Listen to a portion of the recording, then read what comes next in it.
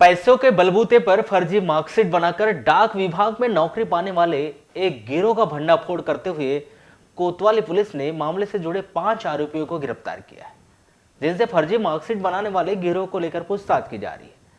Police की गिरफ्त में आए 5 में से 4 आरोपी बिहार राज्य के बताए जा रहे हैं, जबकि गिरफ्तार आरोपियों में एक आरोपी राजस्थान से भी है। जहां कोतवाली पुलिस ने सभी आरोपियों के खिलाफ भारतीय दंड विधान 1860 की धारा 468, 471 और 120 बी के तहत मामला दर्ज कर आरोपियों की गिरफ्तारी की है, जिनसे फर्जी मार्कशीट बनाने वाले गिरोह को लेकर लगातार पूछताछ जारी है। आपको बताया कि गिरफ्त में आए सभी आरोपियों ने सीबीएसई पैटर्न की कक्षा 10वीं और 12वीं की मार्कशीट बनाई थी और उसी फर्जी मार्कशीट के आधार पर बालाघाट संभाग से निकाली गई डाकपाल और सहायक शाखा डाकपाल के पद पर नौकरी हासिल की थी।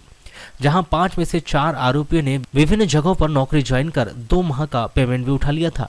वहीं आरोपी डाक विभाग में अपनी सेवाएं भी दे रहे थे, जहां वेरिफिकेशन के लिए भेजी गई ओरिजिनल मार्कशीट में उनके द्वारा फर्जीवाड़ा किए जाने का खुलासा हुआ। जहां फर्जी मार्कशीट का खुलासा होते ही डाकघर संभाग बालाघाट संभाग सहायक अधीक्षक अनिल शर्मा की शिकायत पर आरोपियों के खिलाफ विभिन्न धाराओं के तहत मामला दर्ज कर आरोपियों की गिरफ्तारी की गई। फर्जी मार्कशीट के बलबूते पर डाक विभाग में शासकीय नौकरी पाने वाले इस मामले में पुलिस ने 5 आरोपियों को गिरफ्तार किया है, जिसमें राजस्थान करौती के कोणगांव निवासी मनीष कुमार पिता मंटूलाल मीणा, बिहार पटना के ग्राम डुमनिया के चंदन कुमार पिता राम यतन यादव, बिहार नालंदा ग्राम थरथरी के शिव शंकर पिता भीम यादव, बिहार सिवान ग्राम सहसराव के रंजीत पिता कैलाश पारित और बिहार सिवान के ही रोहित कुमार पिता अमरीश यादव का नाम समावेश है।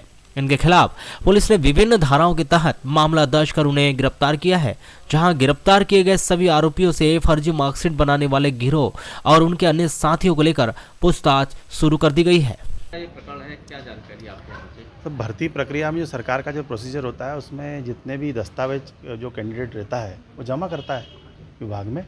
उन सब का जैसे कि बोर्ड की मार्कशीट रहती 10वीं की जो है, उसके बाद जाति प्रमाण पत्र है और उसका कैरेक्टर सर्टिफिकेट पुलिस द्वारा वेरीफाई होता है। सब चीज़ को सत्यापन होता है, सब कंसर्निंग डिपार्टमेंट को भेजे जाते हैं। जैसे किसी ने 10वीं जहाँ जिस बोर्ड से करी है, वो कहीं का भी हो पूरे भारत में, वहाँ पर उसको सत्यापन के लिए उसकी मार्कशीट भेजी जाती है। उसके बाद उसकी वो रिपोर्ट्स आती है, उस पर मालूम पड़ता है कि इसकी ये मार्कशीट सही है या गलत है। रिपोर्ट आती है, उसी से मालूम पड़ता है कि इसकी मार्कशीट जो है सही है या गलत है। उसी बेसिस पे फिर हम आगे कार्रवाई करते हैं। सर अलग अलग गांव के हैं, जो अलग अलग ब्रांच ऑफिसेस में सिलेक्शन होता है लोगों का, वहाँ के हैं। सर कितनी भर्तियाँ हुई थी जिले में?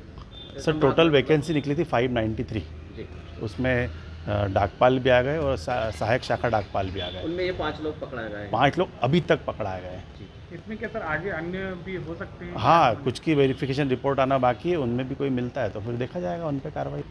हाँ, उनमें से कुछ ने ज्वाइन कर लिया था, लेकिन वो कुछ ने ज्वाइन जैसे नहीं करा तो भी उनकी सत्यापन की रिपोर्ट तो आ गई वहाँ से बिना ज्वाइन करे, तो कार्रवाई तो होगी नियम अनुसार जो भी रहती।